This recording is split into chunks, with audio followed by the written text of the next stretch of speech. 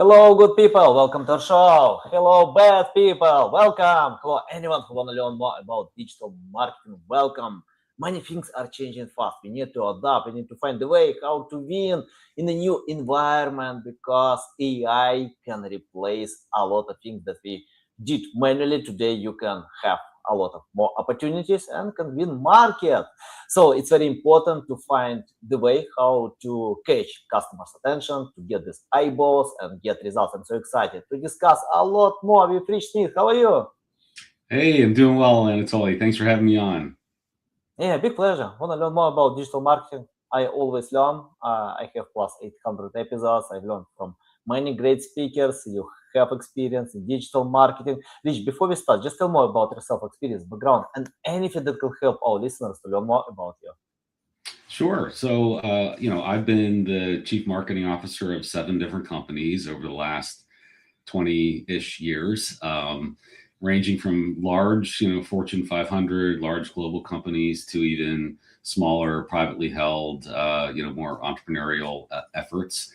I've also done a bit of management consulting, and today I run a growth studio where we work with um, companies of all sizes to help them figure out things like what's their branding, how do they go to market, how do they create velocity within their pipeline and improve their sales and improve their conversion rates. So things of that nature. Okay, that's cool. Rich, I think it's a big issue. It's a big issue because I often see when marketers chase volume, traffic, some keywords, but it doesn't mean that you can get sales after that. I remember when I wrote an article, I just made it for fun. I wrote an article on how to earn money online, and we got a lot of traffic, plus 1,000 people every single day. But my sales department asked me to remove this article because they got like a few requests a day, like 5, 10 requests about how to earn money, how to earn money on playing games, how to earn money on trading, many things. So we remove this article. We don't need this traffic because we don't sell this service. So, and I see it's a big issue when companies are chasing volume. They wanna get some traffic, but it doesn't mean that you can bring sales. Can you tell about your methods, how to create this marketing strategy? Yeah, so I mean, I think you're right on there. Traffic does not equal sales, and traffic in many ways is what I would call a vanity metric, right? Like page views or likes on social media or something of that nature. I mean, it's useful information, and of course, driving business starts with traffic, but it starts with really getting the right kind of traffic. And what I often coach the CEOs and companies that I work with on is, we really have to get very clear on who is our ideal target customer and what what is motivating them to decide to use our solution or product. And then how do we construct a go-to-market strategy that really focuses on exactly those individuals and not on getting all the eyeballs. And so that's something that is, I think, a little bit hard for people to grasp because they have always been told, well, we just need to be out there, we need to throw out a big net, and traffic is great, and we need people to follow our LinkedIn page and follow our social media pages and come to our website. And yeah, you do, but you need to be focused on bringing the right people to your site. 100%. I mean, like, if you have irrelevant people, it doesn't bring sales. Okay, let's clarify about focusing. What you can see. Someone can share a study how to get a lot of eyeballs on Reddit, and 1,000 people can go to Reddit, try to get results there, just to bring new AI-generated useless content that don't bring any results. So basically, I see when case studies can confuse, or for example, someone can learn competitors and tell, oh, okay, I want to use the same strategy to get results, but competitors can build such pipeline like for many years, they have success in specific strategies. And I see it's a big issue. Instead of focusing on something that can work or double energy on this process, people are trying to cover all channels, all possible channels. Can you tell your methods how to choose the right channel and focus on Yeah. No, that's a really, really important issue. I'm glad you asked the question because it's something that I see as well, time and time again. I think it stems from an uncertainty about what is going to work and what you should do in order to bring your product to market or service to market. And it's kind of a natural human reaction to think, well, I need to try a little bit of everything, and then we will capitalize on what works, right? You've probably heard this before as well, from the companies that you work with. And the problem with that is exactly what you said. You end up being spread too thin because typically, you don't have massive marketing budgets and you don't have the ability to really get critical mass in any one of those channels. And so if you spread, if you do a little bit here, a little bit here, a little bit there, even if something works, it may just be the law of small numbers. It may not be a real result, right? Because it doesn't have statistical validity. So I really counsel people on, hey, if you're just getting started, think about, that every buyer lives on a continuum, right? They start from not even being aware of your product or service, and they end up being ready to buy, right, in that continuum. Well, if you're just getting started, you really want to think about, where do I find the ready to buy customers, right? Large brands, if you're Pepsi or Coke or McDonald's, you can be worried about that very high level, awareness, because you have, the scale and the budgets to do that. But if you're not a brand like that, you don't have that kind of scale, you don't have those sorts of budgets, and you're going to have the most impact by focusing on the people who are at that point where they're ready to make a purchase decision for the product or service that you're offering. And that's where you want to find them. And then we can construct, then that helps you pick the channel, right? It really clearly depends on the business and what they're trying to sell, and how they make money, what their revenue strategy is, and you put all that together, and it often becomes pretty obvious what channels they should focus on. Yeah, and I think the best channels are something that you like.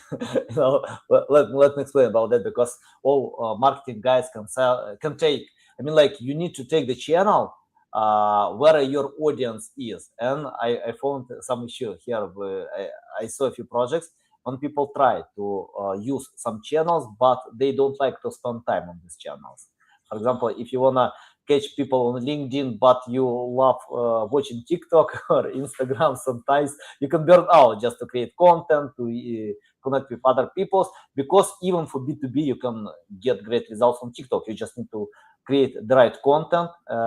You can do it on Facebook or any other channel. It's very important to find where you enjoy your time, because burning out can become a big issue. Rich, I wanna ask about AI. It's really tough to ignore this topic. AI can do a lot of things. Remember when ChatGPT was released? That was version 3.5.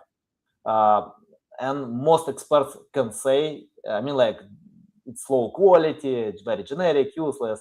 But today we have 5.2, Gemini 3.0, Claude has this great model, Opus 4.6. I love all of them. I can't live without them.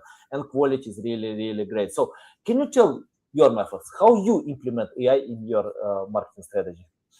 Yeah, in our organization, we are our, I wouldn't say necessarily power users, but we're big users of AI tools. And, really we use them to not replace what anyone does, but to augment and make more efficient what we do.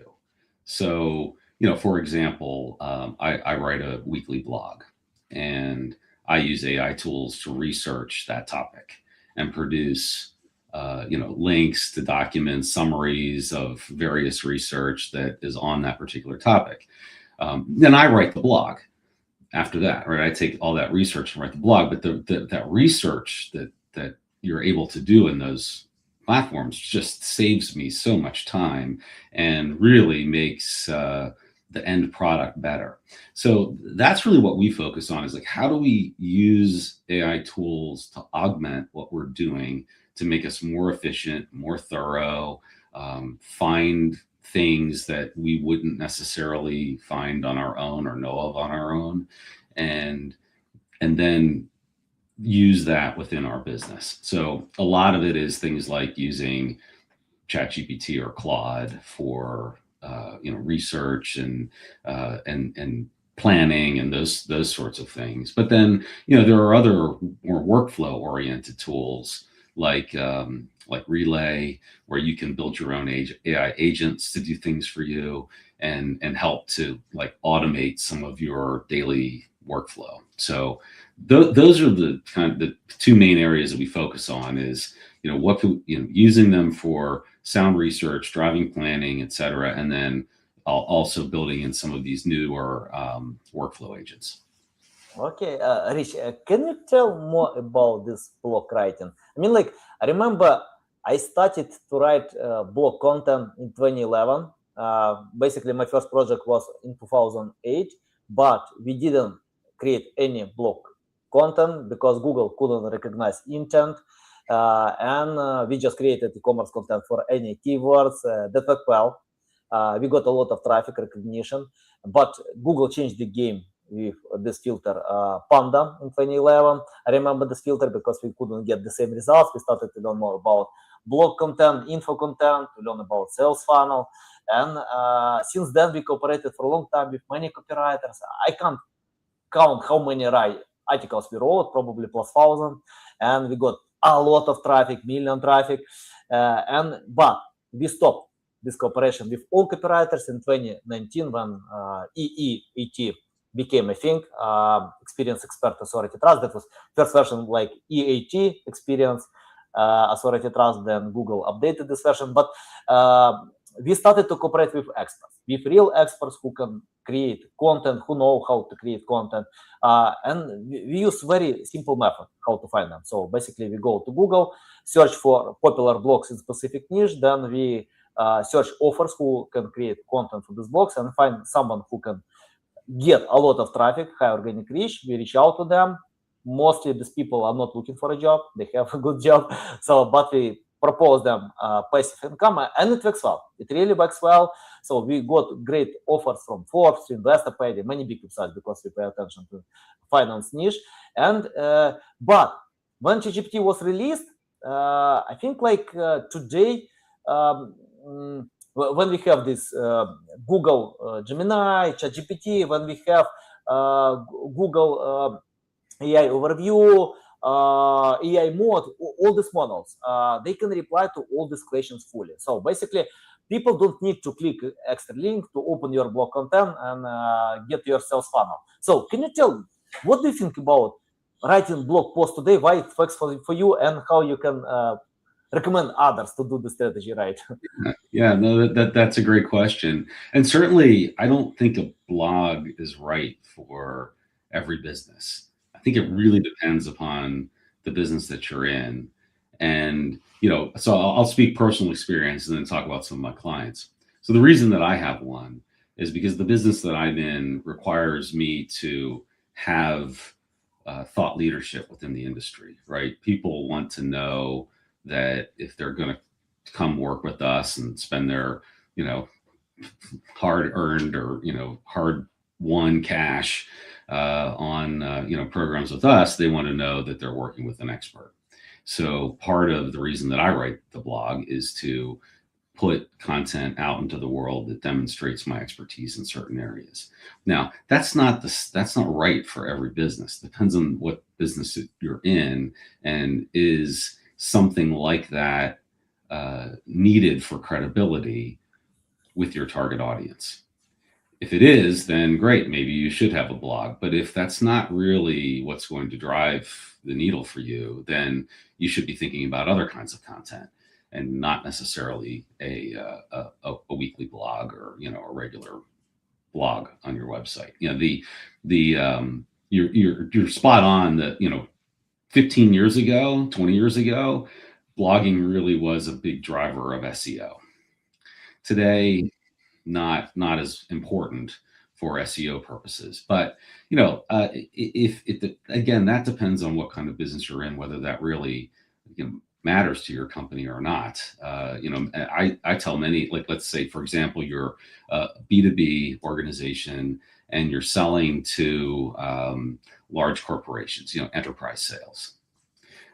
Well, the buyers of your services are not likely online searching for you. Right? They're going to find you other ways, right? So one of the ways they find you might be at trade shows, et cetera. So if generating thought leadership to get you on stage at a trade show in front of your buyer, if that's important, if that could work, then okay, now the blog becomes more important. But again, it doesn't actually have to be a weekly blog. Like, you can maybe write a quarterly article or do a white paper or something like that, right? Yeah. Okay. Got it. I think, it's a little bit tricky. Probably all businesses can write blog content, but it doesn't mean that you can bring traffic it doesn't mean that you should. Yeah. to all blog pages. Yeah, it comes back to what's the strategy? Why, right? Yeah. And that's it sounds so obvious, but so many businesses and business leaders miss this. They just think, well, we need to do it because somebody said we need to do it, or because everybody else is doing it, or right. And that's not a good reason to get into it. Like, you have to think through, all right, well, what's the strategy? What do we expect to get from this activity and this effort? Because it is a lot of effort. And if we're not really clear on what our objectives are and why we're doing it, then, you shouldn't do it. Yeah. Nice. Rich, I want to ask about your marketing strategy. So basically, for example, if you show to your customer your well-crafted research marketing strategy that looks great, but in many cases, customers have no time, resources, or just focus on their businesses. And I see it's a big issue when you can make everything for them, but they don't implement. Or according to some data, more than 70% are ignored. Can you tell your methods, how to transfer this data about importance of implementation, execution, all your data, and how you can, manage all these things that should be done?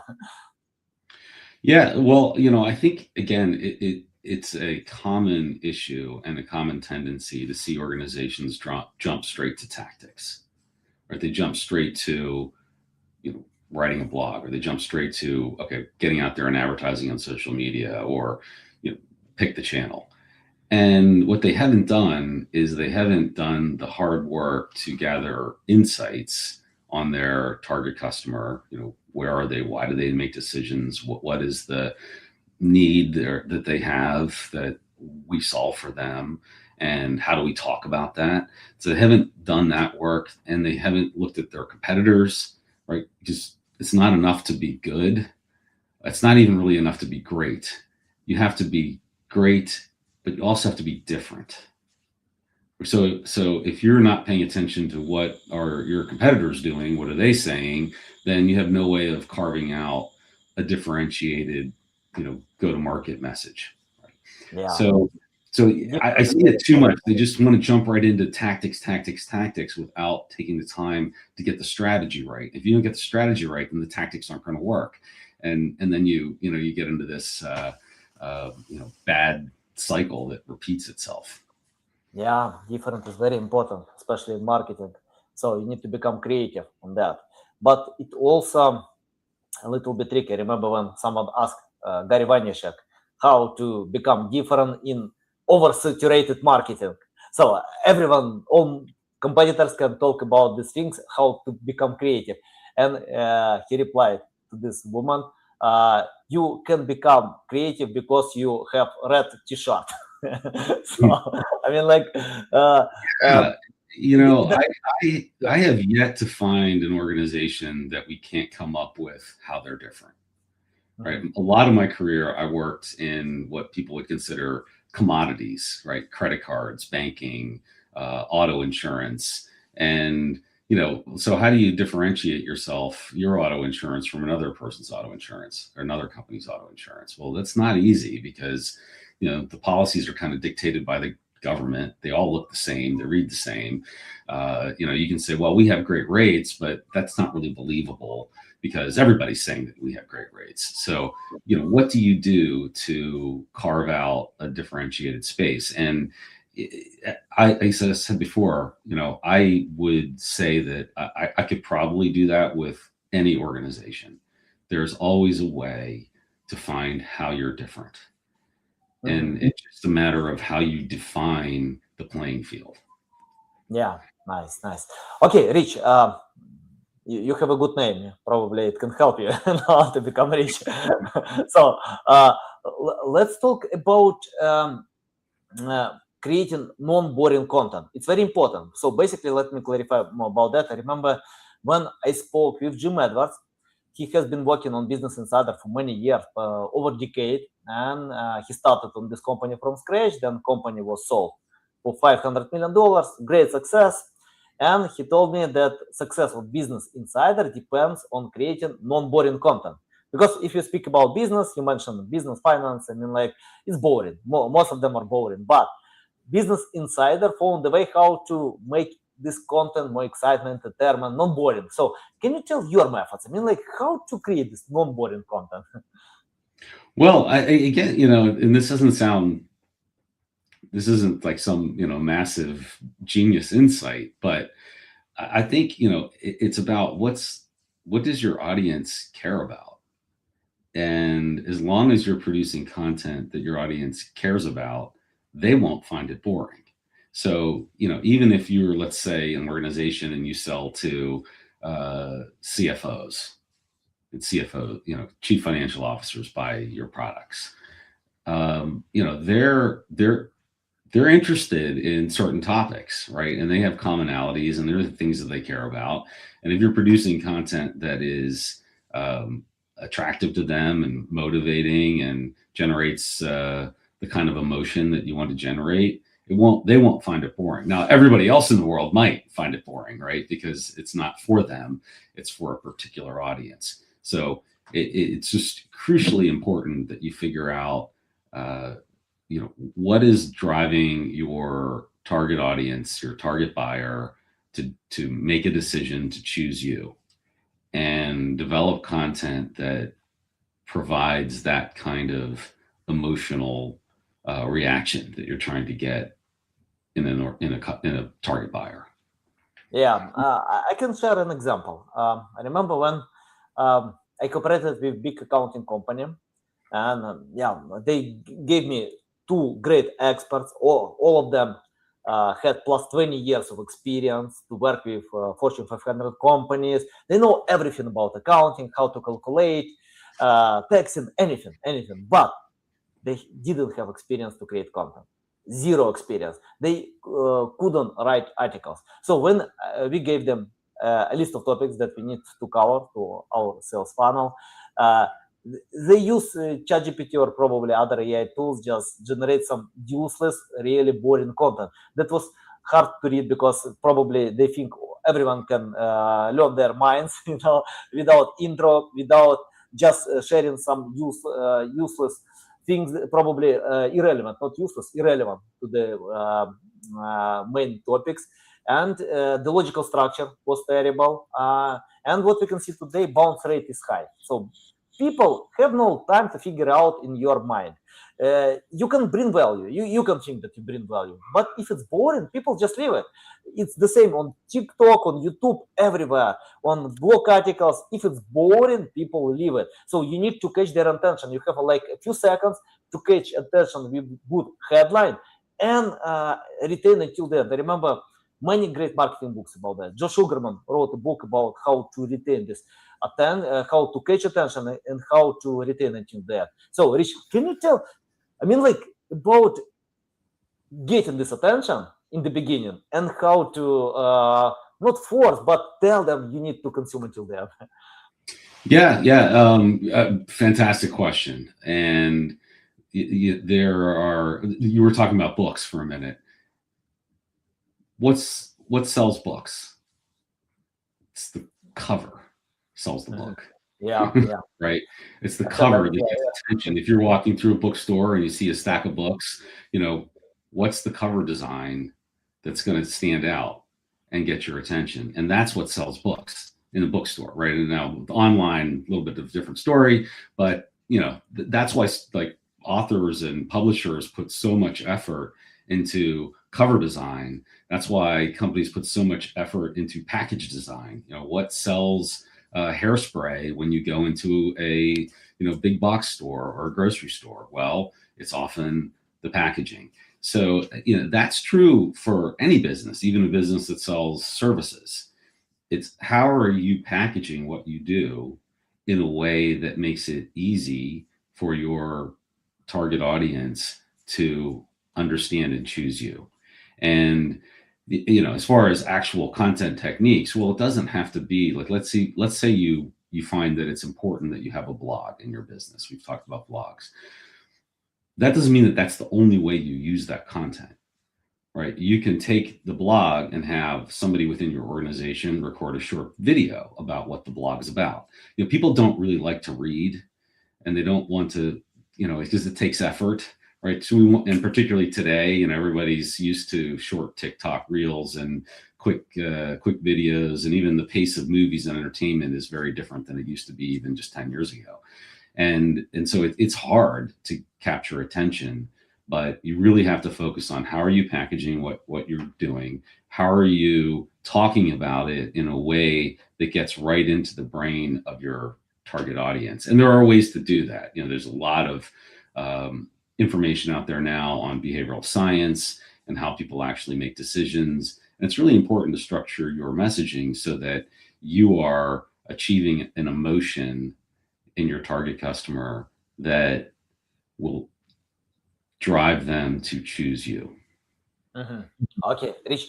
I wanna ask about video. Video is a huge, and many people can spend like 30 minutes a day on social media, on YouTube, TikTok, Instagram, everywhere, on LinkedIn, and video can get a lot of recognition results. I want to ask about your methods how to create videos that people wanna watch. So you mentioned a little bit about TikTok, anything like that, but I can share an example that we have in our company. So we promote one finance website in extremely competitive niche, extremely competitive online trading. And we tried many methods. We tried many things, but most competitors, billion-dollar companies, they have everything. So, and where we found success, I was surprised about that. To be honest, I was very surprised because we got success on Facebook. So basically, we filmed a lot of videos and we mix AI-generated videos with human touch. We combine many things and we posted this content on YouTube, made hard promotion. We posted on TikTok, Instagram, but we did it on Facebook just repurposing without any promotion, without any saying. People watch our content, and when we analyzed results, we were surprised. 1 million views weekly on Facebook alone. Million views. I think Facebook changed something, or probably I can assume, I don't know exactly, but remember in 2016, Mark Zuckerberg changed the policy to share content only with friends, family members, but since then brands couldn't get cult recognition without paying a lot of money to Facebook. But I think Facebook Reels doesn't have enough content, so people need more. And Facebook doesn't have this. This is why Facebook started to give this organic reach, and we got real great results. We didn't expect that. So, Rich, can you tell your methods? I mean, like about video marketing, how you use this channel to get results? Yeah. I mean, that's a great story that you have, and really, really fascinating. I'm sure you learned some things that you didn't expect through that process. I think that the channel largely depends upon what it is that you're selling and who you're trying to reach. You mentioned Facebook worked for you better than other channels. Well, the likely reason for that is that your target buyer is on Facebook, and they're receptive to your message when they're on that channel. Many organizations would find LinkedIn to be, if you're selling B2B, LinkedIn might be more effective. And so it really, we talked a lot earlier about getting critical mass in a particular area. My suggestion is pick a channel, focus your efforts on that particular channel for a period of time, and put all of your effort into that channel. That doesn't mean that you completely ignore the others, but really put all of your effort into that channel and make an educated guess around what we talked about before. Where are your buyers going when they're ready to buy? How do you get as close to the bottom of that funnel as possible? And that's the place where you want to start. And that's the channel that you want to start in. And as far as making videos exciting, it really depends on what your subject matter is and, what you're talking about. If it's, fun, if you're selling travel, okay, that's pretty easy to make exciting, right? Great photos, show locations, etc. If you're selling software, it might be a little bit more difficult to make that exciting. But then it comes down to, how are you talking about the benefits that your software provides? How are you talking about how your target customer's life is going to be different or enhanced if they work with you? And so again, it's a matter of tailoring the message in the right place at the right time. 100%. I mean, I see when marketers sell products, but they need to sell solutions. You need to sell benefits of using products. They need to create this feeling of using these products, how products can solve problems. It's very important. Rich, I want to ask a few questions about your business, and let's start about your podcast. You mentioned in the beginning you started your podcast, and to be honest, I'm very busy. I'm very busy person. I have no time to listen all great podcasts that I have, but I love this format. When I train, exercise, drive, do whatever I need in some specific time frame, I love listening to great podcasts.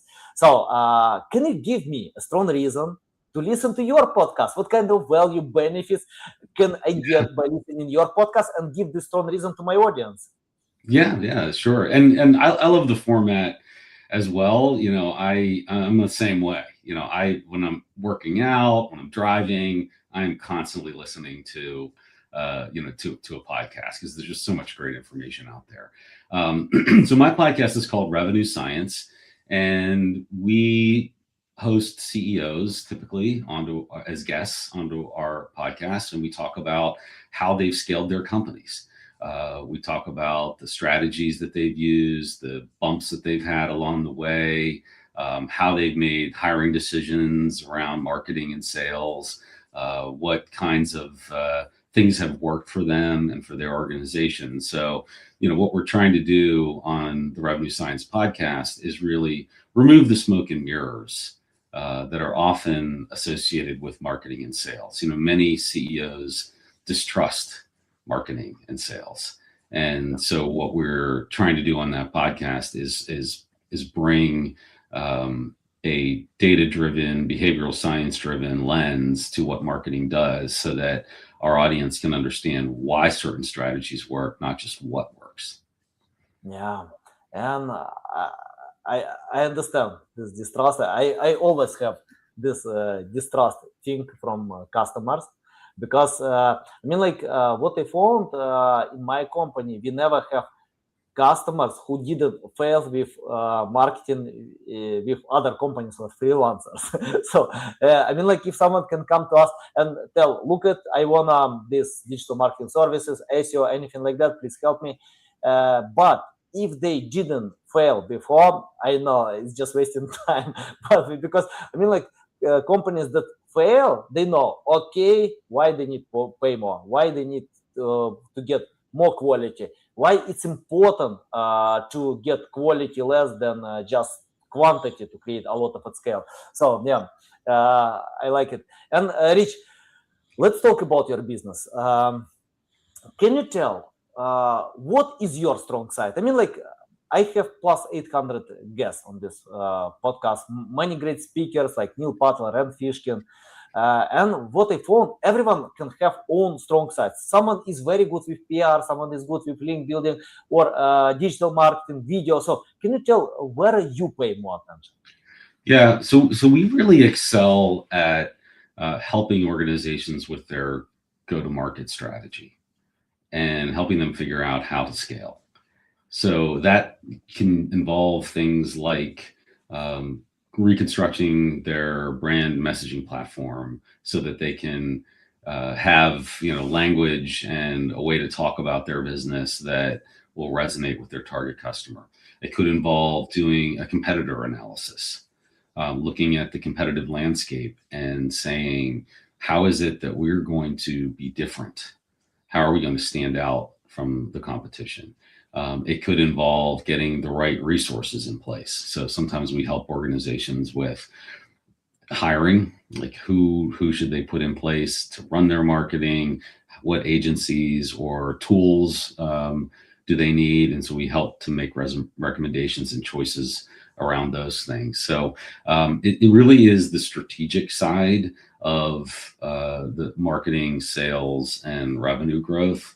That's where we focus with our clients. Okay, nice. Guys, if you wanna cooperate with Rich, just reach to him out. I will put all links in the description below. I'll let him know that he found about him on this podcast. And Rich, I have my final question. Very important question for my audience. I think like what I can see, it's tough to change everything. So you shared a lot of valuable things, great insights, but it's really tough to remember all of them. And if you can do just one thing, forget about all great things. I know it's important to do many things, but if you can do just one, what it can be? Yeah, so if I had to just give one piece of advice to every business owner, every senior leader in every organization, is get an understanding of why your buyer or audience needs you. What are you solving for them? And it's typically not something that they may say that they like, want, or need. It's typically what's the pain or the fear that they're experiencing that our product or service resolves for them. That tends to be more motivating. So it's super important that you understand that, because if you don't understand that, nothing else strategically will work, right? You got to have that kind of base knowledge around your target customer, or that's foundational. And if you don't do that up front, you're going to have a difficult time. Yeah, 100%. And great CEOs usually go to the customers, to sales department, get data directly. So if you learn from online studies, average data, if you learn just from tools, it doesn't work if you talk directly to your customers. Ask their pain points, find how you can solve these problems with your product, then you can create a great marketing message. Yeah, and it takes some intuition as well, because you can ask someone what their pain points are, and they're more likely to tell you what they like, want, or need. But that's surface level stuff. It's what's below the surface that's causing them to like, want, or need those things. And that's typically some kind of pain that they're experiencing, or some kind of fear that they have about the future. And if you can figure out what that is, and they're not likely to say it explicitly, you have to read between the lines, but if you can figure out what that is, that's the golden nugget that you need to drive your go-to-market message. Yeah, nice. And we have the question from the audience. Let's reply to this question. How to estimate if existing marketer is good for the business? Well, that's a complex question, and depends on a lot of factors. I do have a tool that I use with clients to help, identify people that have the right kind of skill set and mindset to be good marketers. There is a lot, as we talked about before, there's a lot of behavioral science out there that has studied these things. And so sometimes I bring that tool in, and we use that with staff, and we use it to model the kind of people that we want to hire. So that's one way to do it. And another is, just make sure that you're bringing in people that are aligned with your purpose and what you're really trying to accomplish. Nice, nice. Love it. Rich, it's a big pleasure to get on my show, to learn from you. I love this experience. Tell the best way how to keep learning from you, how to reach out to you, how to follow you. Yeah, so I'm pretty easy to follow. You can go to my website. It's richmsmith.com, and you can connect with me there. There's links to my blog and email, and my grow studio company are all on that website. So best place, again, richmsmith.com. Awesome. Guys, you can find the link in the description below. So use this link, reach out to Rich. Please don't send these spam messages that you sell some useless stuff like guest posting or anything like that. Please don't bother with that. Just real personalized messages if you need real help. So I recommend to anyone to follow Rich because you can see a lot of valuable insights. Our industry is growing fast. Many things are changing. You need to adapt. And if you don't do it, you can become in a big trouble. It's very important to adapt and move fast. Okay, guys, love you. See you.